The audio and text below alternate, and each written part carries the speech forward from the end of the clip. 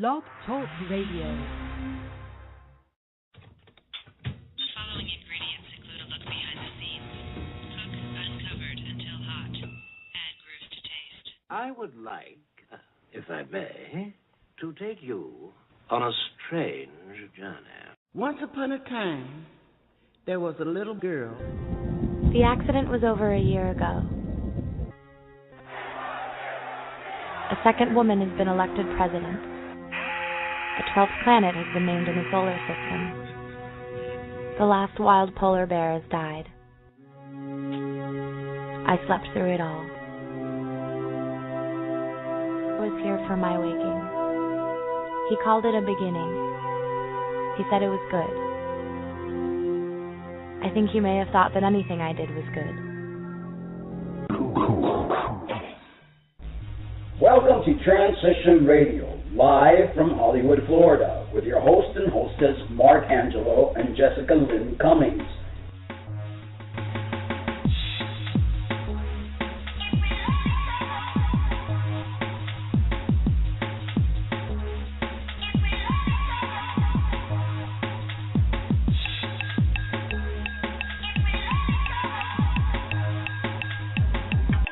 For trans folks, by trans folks, here to let your voice be heard.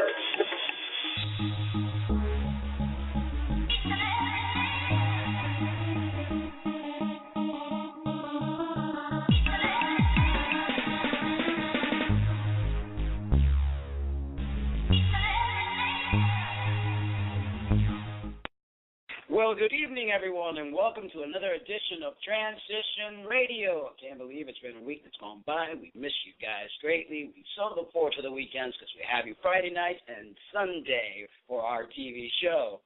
Well, tonight we have a very special guest, but before we bring him on, we want to thank our sponsor. TheCrossFromStore.com. They have everything you need for your cross-dressing and transgender needs. Visit their website and tell them Transition Radio. Michael Riley Mullinax is a 35-year-old male who is transgender. However, he quotes, "I don't really identify as trans, technically. I'm just a man." That's the only way I know how to put it. I live in a very rural part of northeast Georgia, which also happens to be where I grew up. I was raised in a very conservative Southern Baptist home, not allowed to go anywhere other than school or really interact with anyone other than people at school. He spent many years as a drug user and a dealer as well. Only in the last 10 years, really, have I been fully in the reality of my own life, much less that of the world. A little over 9 years ago, I met my wife, Linda, whom I have to say has been the driving force behind my transition, my rock, if you will.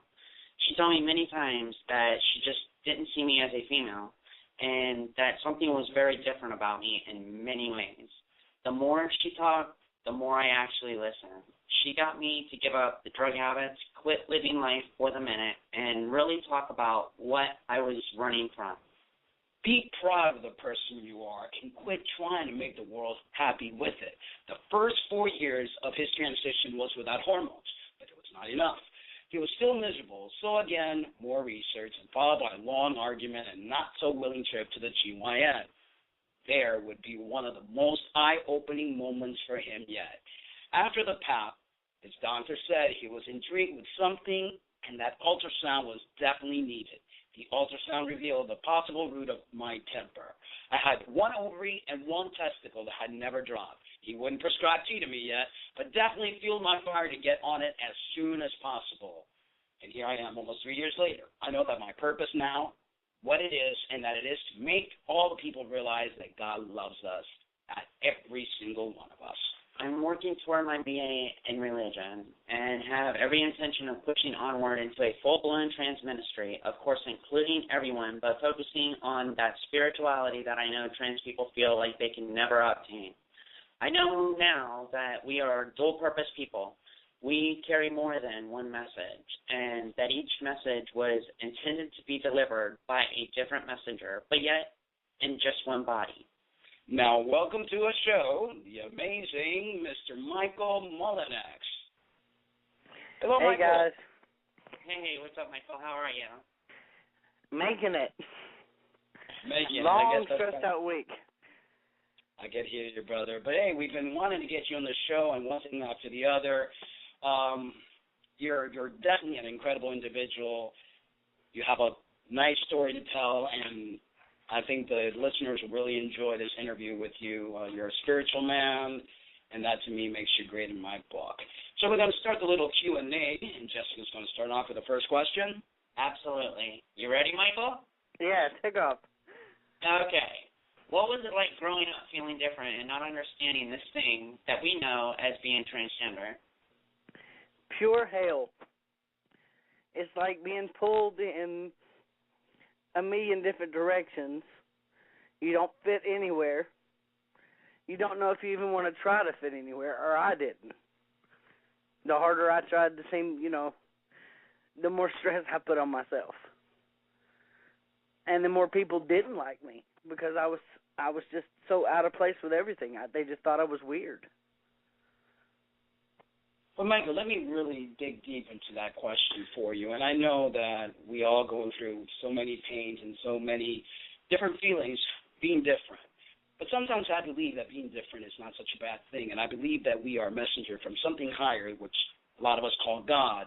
And being two-spirited is something that I believe is a healing for the planet.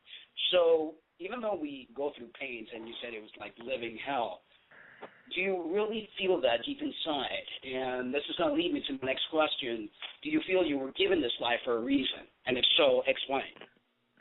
Definitely. I think if we really dig into it, we were all given this life for a reason. It's just like there's things I accomplished as a female, whether I thought I was accomplishing anything or not, that I could never accomplish as a male. Things I could never experience as a man, to bring a different understanding and to bring a method to understand how those, a female would think or act. The same thing for the male side. I mean, there's things I can accomplish now that I could never have accomplished as a female. And, if you feel that level of non-comfort, I think it's a good basis to put you where you need to be to complete your mission. Life has two sides. See, if we look at it, a coin has two sides. There's a yin, there's a yang. And I believe that experiencing both sides makes us really grow spiritually. Even humans have two sides. We have our front and our back. Isn't she a comedian there? Okay, I had to throw that little joke in there. Sorry. But yes, definitely. So tell us a little bit more. I mean, if you were born genetically a male, never had to have gone through this experience, do you feel that you would be able to give to the world what you're able to give now, having had to go through what you went through? I don't think so. I don't think I would have the level of understanding that I have. Or, I don't even know that I would crave the spirituality that I do if I had, because I wouldn't have had that fight. I wouldn't have had to do all this searching. I wouldn't have had to think about it. It would have just been an automatic thing. Life would have been so much easier. I just don't think I would have. But, without yin, there is no yang. Exactly. And I truly believe that our Creator has both male and female energy. And I believe that we are the image of our Creator. Yes, we are. Absolutely. Amen. So, Michael, go ahead. No, you're good. Go. Okay. What led you to the revelation that God loves us all? Oh, Lord. That took many years. Out of high school, I actually became a Methodist youth minister. And as I led these kids and kept on and on with it, I just kept feeling like, I'm doing something wrong here. I'm teaching these kids something I don't believe at all. Because, of course, feeling the way I felt, I thought I couldn't be part of that. Because, that's the way I was taught.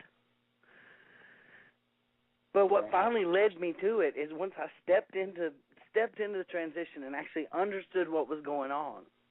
And that, God does have a purpose for every being. Then I finally knew that this is what He wants me to do. And that He's going to love me through it regardless. And the purpose of, my purpose is to reach others like me. But He loves all His creations. I mean, even the Word says He created us all in His image. Definitely. I think it's, religion has really created a bad taste in people's mouth and divided us, just like politics and everything that's out there in the world. But our true creator, the true spirit, which I like to call the universe, is pure love. It's pure unconditional love. And the sooner we tap into the source, the sooner we learn to love ourselves unconditionally and everyone else around us. Absolutely. And that's why it feels so good when you help somebody achieve something that they've been struggling so hard to achieve. And then when you look back and they come back and they say, hey, this has been amazing. You have inspired me and helped me so much. And that is like the greatest feeling of the world, in the world, So. Definitely. So explain the difference between religion and spirituality. I believe I'm a spiritual man. I'm not religious. How do you see yourself? And if so, whichever one you feel, explain the difference to our listeners. To me, spirituality is an individual journey. If you take just the Bible, if you take that, if 400 people read the same passage, that same passage may mean 400 things. It is applied to each life differently. The thing for me with most organized religions is they mean for those words to mean the same thing to every heart. That's not possible because we are individual. Organized religion, there's nothing wrong with it. If that's what people do, that's what they do, except they base everything on passing judgment. Exactly. To me, that's not what we're here for. We're here to be prophets, to put that word out there. Absolutely. And it's like anything, somebody hears a story, one person hears it, they tell that same story to 200 different people. 200 different people, by the time it gets down to the end of the line, it's going to be a total different story. Yeah, right. It's the same thing. Yeah. Absolutely. And I believe our Creator, that higher source, speaks to us through our heart. We don't need books. Its words are mixed reading, and they really create a lot of controversy. And, as you see, we have different languages. When you try to translate one language to the other, it loses its meaning in the translation. So I believe our higher source speaks to us through our hearts and through the expression of each and every one of us. Absolutely. Well, that's my thing with the Bible. I'm not going to say don't use it because it is His Word and we are to use it. But as many times as it's been translated through the centuries, there is no way that it says today what it said then. And the words they want to hold against us now didn't even exist then. They didn't even think that way then. 2,000 years ago, homosexuality was not a word. I know. Actually, you know what I heard, Michael, that the translation is actually thou shalt not sleep with animals in the field. But King James killed every monk that came around until they wrote exactly what he wanted that translation to say. Exactly, because King James needed something to be known for. Other than he hadn't accomplished anything. And his son was gay. He didn't like that.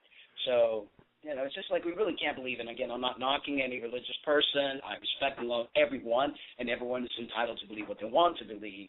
But some individuals want to ram their beliefs down our throats, and that's when I have a problem with it. Exactly. Well, my thing is Christians want to know why people aren't in church. But 3 out of 4 people, if you ask them why you aren't there, they're going to tell you the same answer: because of Christians. Mm-hmm. Because of the amount of hypocrisy they see in this organized religion. Why do you want to be a part of that? Absolutely. And it's a business. They create, God has become a major source of income. Hey, they don't pay any taxes. They collect 10% of your income. Just big, yeah. So I believe you could pray anywhere. If I'm outside in nature, which I love to do, that's the best form of meditating. Right before you go to bed, meditate, close your eyes, and become one with your Creator, whatever you want to believe in. I don't need to go under a little roof and hand out my money to make a pastor rich or whatever else. So, anyway, let's get along to the. Let's move on to the next question. Well, y'all don't ever call me a pastor like that. How about that?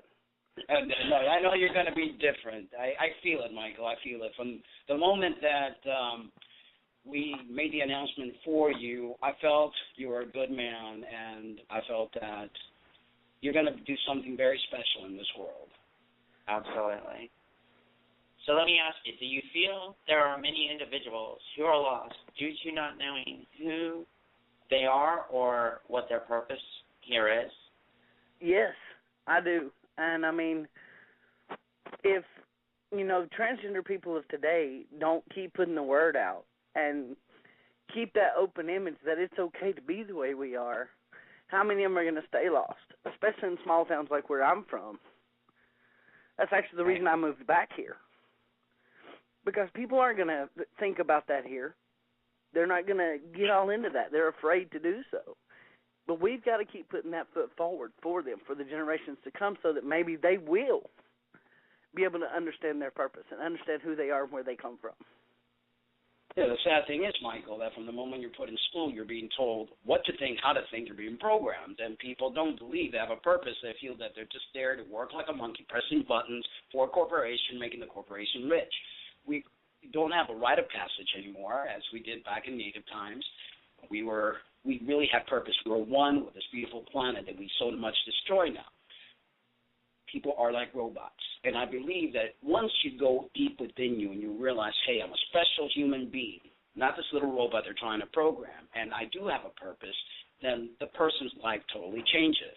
As your own life changed when the love of your life came in, you saw those purpose, you knew what you had to do, you know where you're going, and that changes you completely.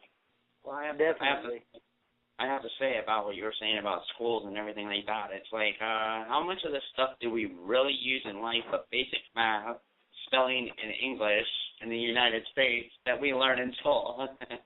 That's about it. Adding, subtracting, multiplying, dividing.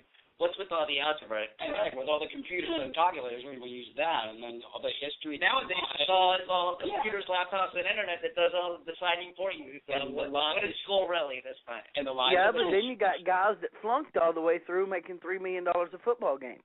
Exactly. Well, now that's not even PE because they don't want you to be physically fit. They just want you to push the buttons. They lie to you about history. Science, too. Well, who knows? I mean, it's amazing. They just want robots. That's all they want. But, hey, I'm not going to knock down too much of the corporations because, this is the world we live in, and that's what it is. It's just some stuff you need to venture into life. You need to know about Christopher Columbus and the three ships. I never used that once in my life. Just like, there was a lot of Christopher Columbus. India. So let's talk about the procedure you had done, Michael. Explain to the listener what it was you had done, the dilemma you are facing now financially because of it. Well, I had a grapefruit-sized growth. So actually, it started as a golf ball, and we were, really scared at first because it was just a knot. Didn't hurt, didn't anything, and it then grew into this grapefruit-sized growth. And they cut it open, drained it, and learned that it was staph infection. And they left it drone on for 7 months before they decided that, hey, this isn't healing, we need to do something. So at the last minute, I'm going to lose the indigent care. They decided, if you can pay, it was actually 10% to the doctor and 25% to the anesthesiologist. We're going to do the mastectomy because that's all we can do to get rid of it. So in order to get rid of this staph, which they said was spread further than they thought once they actually took it, it was all the way into the chest wall.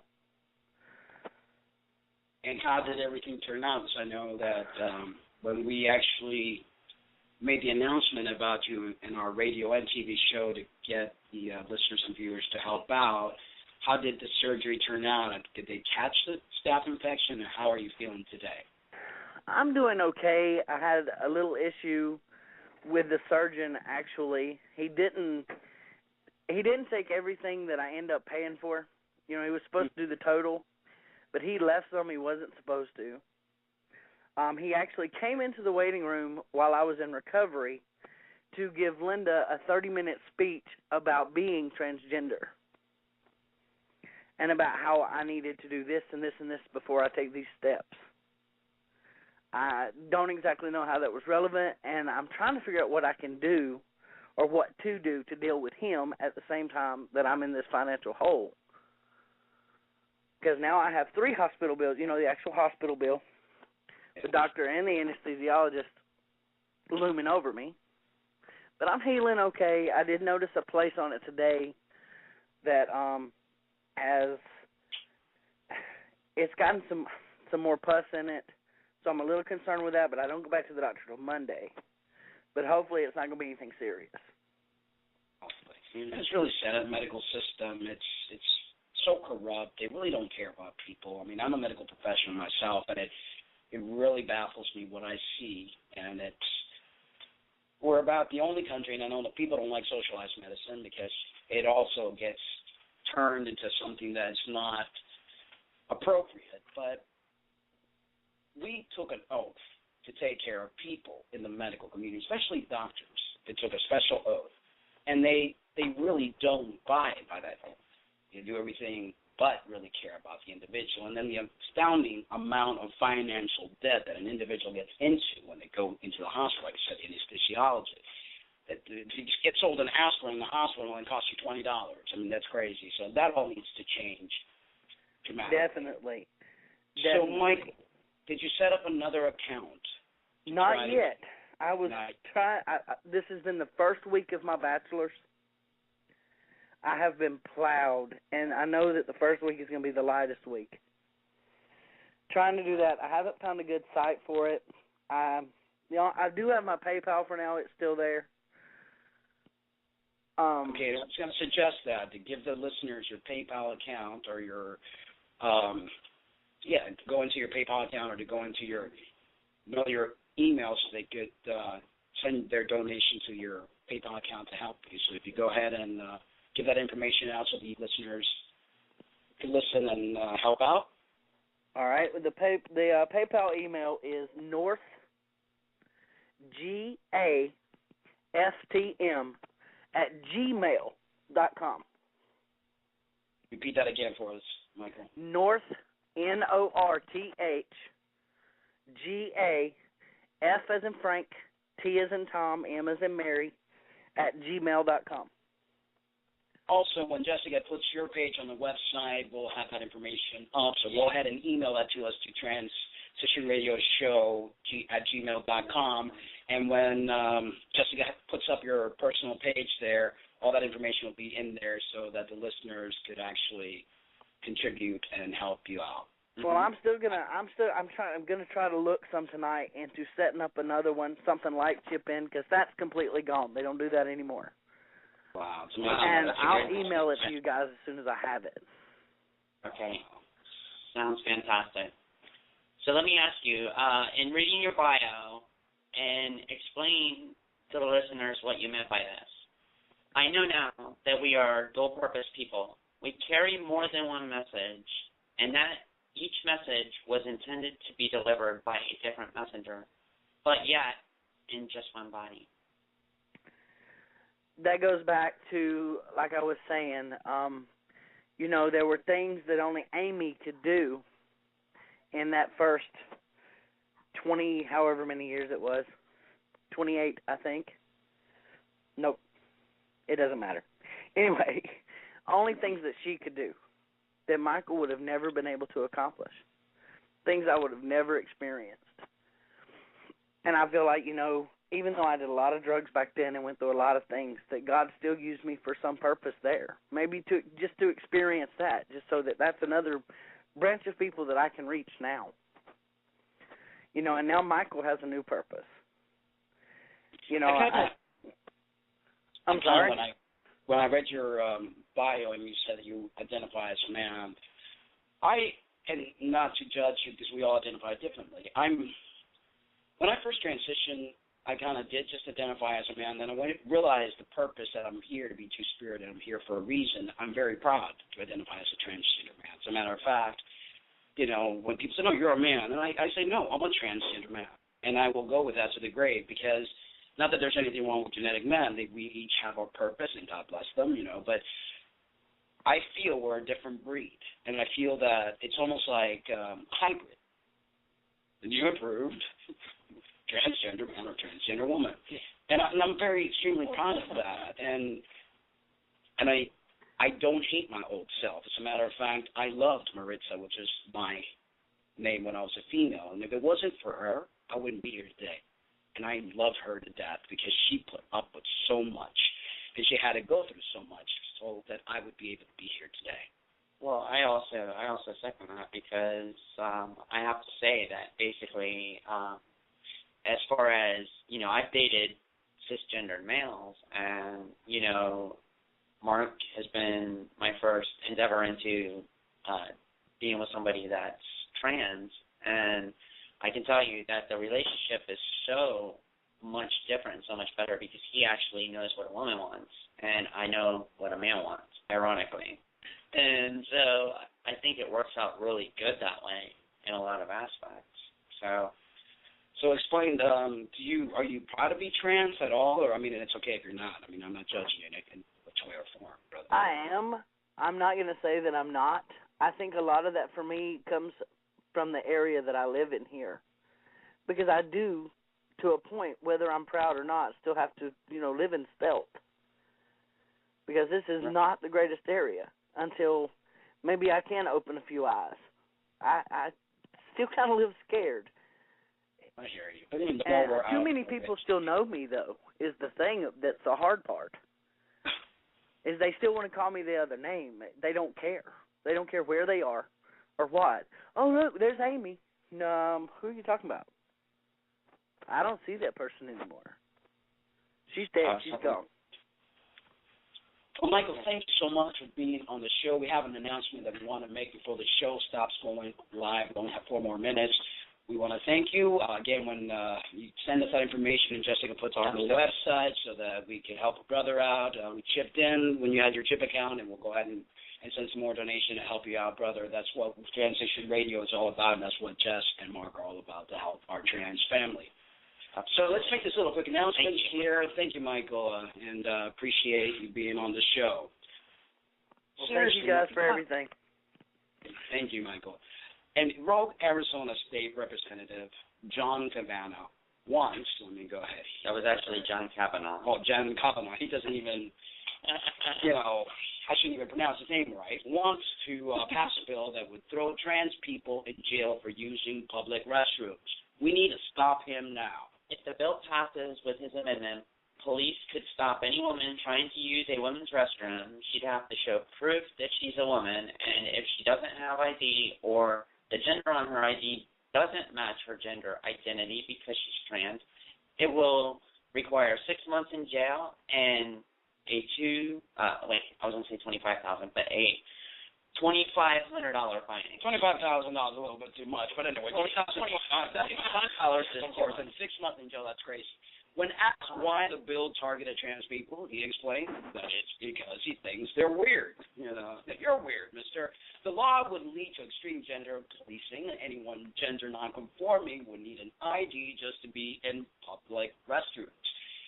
Already trans people face extreme violence and discrimination in public places, so this bill makes it even less safe to be a trans person in Arizona. I say tell the Arizona State Legislature to uphold the rights of trans people. You guys could go on this website, sign the petition. I know we did at www.allout.org/en/actions with an S at the end /Arizona. Again, that's www.allout.org/en/actions/Arizona and sign the petition. I wonder how they would feel if a bunch of us trans women got together and we went down marching through the streets of Arizona topless. Or piss on their yard. You don't want to use the bathroom? Well, use your backyard or front yard. Better yet, I think they'd change their mind real quick. You have nothing else better to do, and they're trying to throw little loopholes and things to keep people away from the true issues of the economy, the wars, and all the crap that's going on in that world. Leave us transgender people alone already.